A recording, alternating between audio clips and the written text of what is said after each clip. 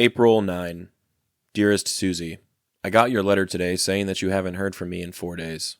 I imagine when you do, you will get a bunch. There's been a mail problem lately with that airline on strike.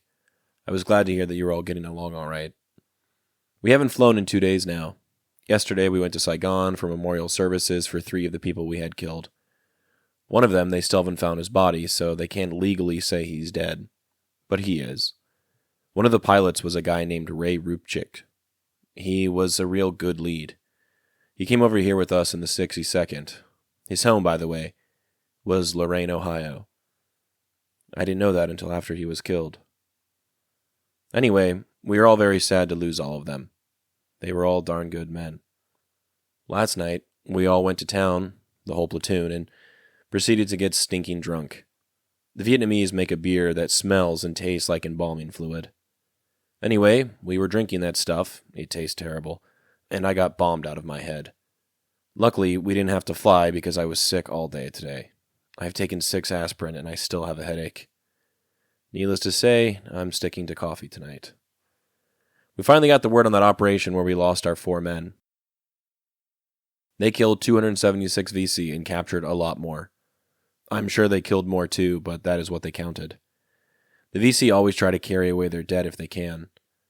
Anyway, it was one of the most successful operations we've ever had over here. In fact, it was one of the best that anyone has had. Of course, that doesn't make up for the men we lost. I asked around Saigon the other day about Sandy, but I couldn't find out anything, so he must have gone to Da Nang.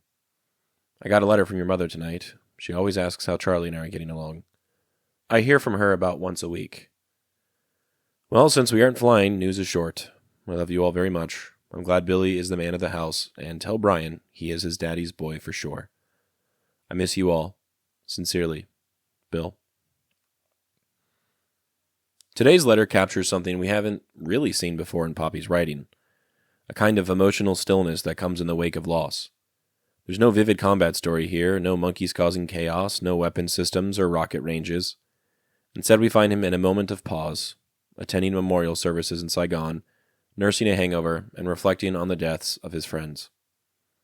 Popi's tone is steady, but there's a grief humming underneath the surface. He mentions 3 men lost in an operation, including one whose body was never recovered. He names one of them, Ray Rupcic from Lorain, Ohio. He was a good lead pilot. They came over together, and that's all Popi says. Just enough for us to know that this one hit hard. The rest of the letter doesn't try to process that grief directly.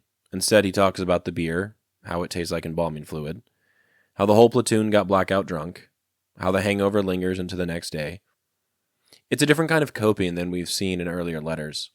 A group ritual, almost, among men who don't have time or space to mourn the way civilians do. This is how grief worked in war. Blunt, messy, and buried beneath bravado. What also stands out is the strange juxtaposition. Popi shares the success of the mission that took his friends' lives.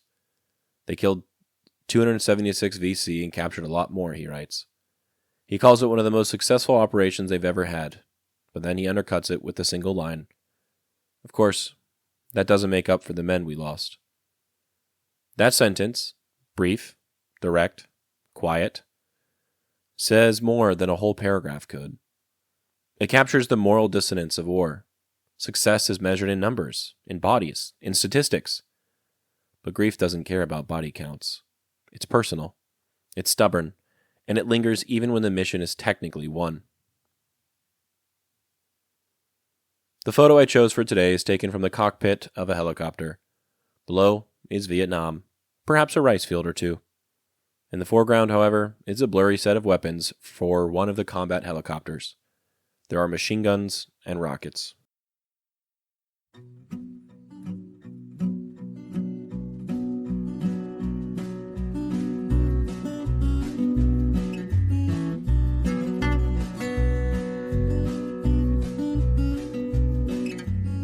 I'm Alex Lowy, and I hope you have enjoyed listening to this episode of Dearest Suzie and receiving messages from the past that my Popi wrote exactly 60 years ago. I sincerely appreciate your time and interest. Please consider following the podcast on your preferred platform, and if you're enjoying it, I kindly ask that you take the time to rate the show and leave a review. Also, please follow the project on YouTube, X, and Instagram. All likes, comments, shares, and reviews will help grow the reach of this story. The links for these things should be in the description of this episode. Please feel free to email me at dearestsuziepodcast@gmail.com if you have anything you'd like to say. I'd love to chat or to hear about your stories as well. Thank you for listening, and God bless.